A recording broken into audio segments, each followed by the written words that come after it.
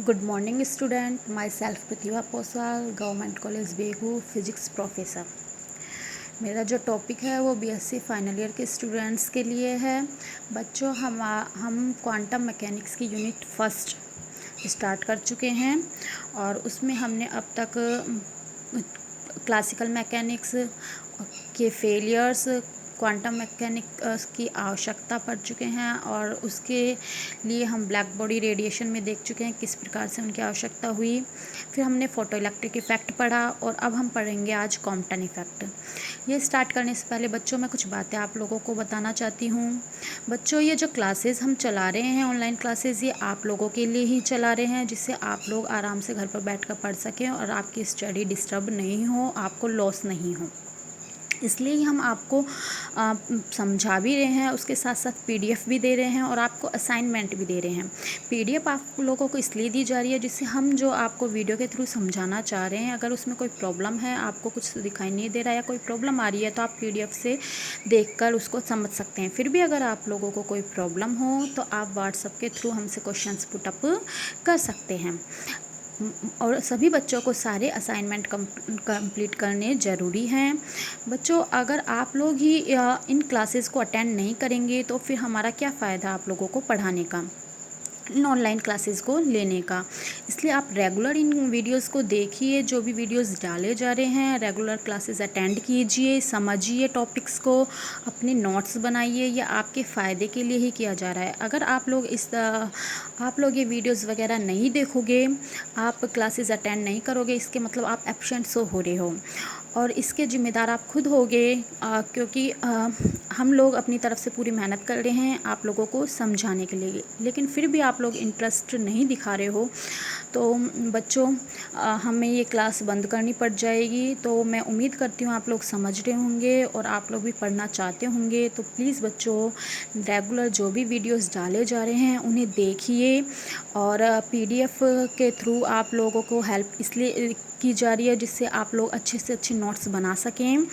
Assignment दिए जाते हैं जिससे कि आप पढ़ रहे हो उसके बारे में आपको समझ में आ रहा है या नहीं आ रहा और आप अच्छी तरह से अपनी पढ़ाई कर सकें। उम्मीद करती हूँ आगे से आप लोग अपनी सारी क्लासेस रेगुलरली अटेंड करेंगे। तो बच्चों, आज का टॉपिक मैं स्टार्ट करती हूँ, कॉम्पटन इफ़ेक्ट। बच्चों, हमने फोटो इलेक्ट्रिक इफ़ेक्ट में और ब्लैक बॉडी रेडिएशन में पढ़ा था कि किस प्रकार से क्लासिकल मैकेनिक्स उन्हें समझाने में फेल हुई, फिर क्वांटम मैकेनिक्स आई और क्वांटम मैकेनिक्स के थ्रू हम उनको समझ सकें। बच्चों, सन 1923 में वैज्ञानिक कॉम्पटन आए थे। उन्होंने अब बताया था कि जब एक वर्णी का मतलब होता है कि कोई एक सिंगल वेवलेंथ की, जैसे रेड, वोयलेट वगैरह, कि सिंगल वेवलेंथ की जो एक्स किरण है उसका एक पुंज किसी पदार्थ पर आपतित होता है, यानी पदार्थ पर गिरता है तो विकिरणित, तो उससे जो टकराकर जैसे दिशा परिवर्तित हो जाती है, विकिरण का मतलब, तो उससे विकिरणित जो विकिरण है वो दो भागों में विभक्त हो जाते हैं। यानी कि जब कोई एक वर्णीय एक्स किरण किसी पदार्थ पर आपतित होती है, गिरती होती है, तो उससे जो विकिरण विकिरणित होती है वो दो भागों में विभक्त हो जाती है। एक अपवर्तित हो जाती है, उससे अपवर्तित विकिरण। जो अपवर्तित विकिरण की तरंग दैर्ध्य है वो आपतित विकिरण की तरंग दैर्ध्य के, यानी कि जो विकिरण आपतित होती है, गिरती है, उसके समान ही होती है और उसी की दिशा में होती है। जबकि जो परिवर्तित विकिरण है, परिवर्तित विकिरण की तरंग दैर्ध्य आपतित विकिरण की तरंग दैर्ध्य से क्या होती है, अधिक होती है। यानी कि दो प्रकार की विकिरण प्राप्त होती हैं। एक तो जो आपका पुंज गिरता है, या हम बोल सकते हैं किरण आपतित होती है, उसी की तरंग दैर्ध्य के समान होती है और इसी की दिशा में होती है। जबकि दूसरी होती है जो उससे अधिक तरंग दैर्ध्य की होती है। जो तरंग दो भागों में विभक्त हो जाती है, तो इन दोनों तरंगों के जो तरंग दैर्ध्य है, इसका अंतर विकिरण कोण के बढ़ने के साथ बढ़ता जाता है। विकिरणन किरण क्या होता है, विकिरणन कोण है आपतित किरण और परिवर्तित किरण के मध्य का कोण, विकिरणन कोण कहलाता है। अपवर्तित की विकिरण और परिवर्तित विकिरण के मध्य का कोण। तो तरंग दैर्ध्य का यह अंतर विकिरणन कोण के बढ़ने के साथ साथ बढ़ता जाता है। तो आपतित विकिरण की तरंग दैर्ध्य व विकिरणित विकिरणित पदार्थ की प्रकृति पर निर्भर नहीं करता।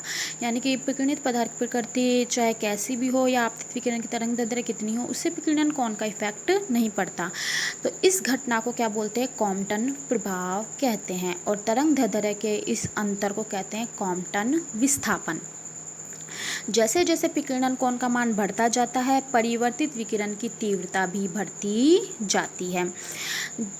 तो क्लासिकल मैकेनिक्स जो थी वो इस कॉम्पटन इफेक्ट को समझाने में क्या रही? असफल रही। वो नहीं समझा सकी कि क्यों एक प्रकाश का किरण जब किसी पदार्थ पर आपतित होता है तो वो दो भागों में विभक्त हो जाता है, और ये किस प्रकार से होता है, वो इसको समझाने में पूरी तरह से विफल रही। तो इसे समझाने के लिए फिर क्वांटम सिद्धांत का उपयोग किया गया। क्वांटम सिद्धांत ने कॉम्पटन प्रभाव को समझाया। देखो बच्चों, हम देखते हैं कि क्वांटम सिद्धांत ने किस प्रकार से इसको समझाया। क्वांटम सिद्धांत के अनुसार प्रकाश एक निश्चित ऊर्जा व निश्चित संवेग के बंडलों अथवा पैकेटों के रूप में होता है, जिन्हें फोटोन कहते हैं। ये बात बच्चों हमने आपको पहले भी समझाई है कि फोटोन क्या होते हैं, वो क्वांटम सिद्धांत क्या है। क्वांटम सिद्धांत आपको पता है कि प्रकाश एक निश्चित ऊर्जा यानी फिक्स एनर्जी होती है उनकी, और निश्चित संवेग के बंडलों या पैकेटों के रूप में होता है, जिन्हें क्या बोलते हैं? फोटोन कहते हैं, जिनकी ऊर्जा क्या होती है? h न्यू की पूर्ण गुणज होती है। हम बोल सकते हैं is equal to h nu. तो क्वांटम सिद्धांत के अनुसार क्या कहा गया है? जब किसी फोटोन को किसी पदार्थ पर आपतित कराया जाता है तो यह फोटोन पदार्थ के इलेक्ट्रॉन से क्या होता है? टकराता है, और टक्कर के बाद फोटोन का क्या हो जाता है? विकिरण हो जाता है। इलेक्ट्रॉन द्वारा फोटोन के विकिरण को ही कॉम्पटन प्रभाव कहते हैं। तो देखो, जब कोई फोटोन, क्योंकि क्वांटम सिद्धांत क्या कहता है कि ऊर्जा के रूप में छोटे छोटे बंडलों के रूप में होते हैं, जिन्हें फोटोन कहते हैं। तो कोई तरंग विकिरण जब आपतित होते किसी पदार्थ पर, अर्थात फोटोन आपतित होता है, तो जब वो फोटोन किसी पदार्थ पर आपतित होता है तो उस पदार्थ का जो इलेक्ट्रॉन होता है बाह्य कक्ष में, वो उस ऊर्जा को ग्रहण कर लेता है, और जैसे वो ग्रहण करता है तो वो उसे निकल जाता है, अब हम बोल सकते हैं उत्सर्जित हो जाता है। यानी कि फोटोन उस इलेक्ट्रॉन से जब टकराता है तो टक्कर के बाद उसका क्या हो जाता है? फोटोन का विकिरण हो जाता है। तो इलेक्ट्रॉन द्वारा फोटोन के विकिरण की इसी घटना को क्या बोलते हैं? कॉम्पटन प्रभाव कहते हैं। जैसा कि बच्चों डायग्राम में भी दिख रहा है, एक फोटोन आ रहा है, ये इस इलेक्ट्रॉन से टकराता है। तो जैसे ही इलेक्ट्रॉन से टकराता है, एक तरफ तो विकिरणित फोटोन चला जाता है, दूसरी तरफ ये स्कैटर्ड इलेक्ट्रॉन चला जाता है। तो इलेक्ट्रॉन तथा फोटोन के मध्य इस टक्कर में कुल ऊर्जा और कुल संवेग का मान संरक्षित रहता है। अर्थात हम बोल सकते हैं कि इसमें ऊर्जा संरक्षण नियम और संवेग संरक्षण नियम का पालन होता है। आपतित फोटोन से विकिरणित फोटोन की ऊर्जा कम होती है। तो जो आपतित फोटोन है, फोटोन आ रहा है, उससे विकिरणित फोटोन की ऊर्जा कम होती है। क्यों? क्योंकि कुछ ऊर्जा ये फोटोन है जो इस इलेक्ट्रॉन को दे देता है, जिसी वजह से ये इलेक्ट्रॉन इस पदार्थ से क्या हो जाता है? मुक्त हो जाता है, उत्सर्जित हो जाता है। बिना ऊर्जा ग्रहण तो इलेक्ट्रॉन उत्सर्जित होगा नहीं। तो ये जो फोटोन की कुछ ऊर्जा ये इलेक्ट्रॉन ले लेता है और फिर ये उत्सर्जित हो जाता है, और बची हुई जो ऊर्जा है उसके रूप में फोटोन विकिरणित हो जाता है। तो यानी विकिरणित फोटोन की तरंग दैर्ध्य का मान आपतित फोटोन की तरंग दैर्ध्य से क्या होता है? अधिक होता है। और यही बच्चों हमने स्टार्टिंग में जब क्वांटम प्रभाव देखा था उसमें यही कहा था कि विकिरणित फोटोन की तरंग दैर्ध्य का मान आपतित फोटोन की तरंग दैर्ध्य से क्या होता है?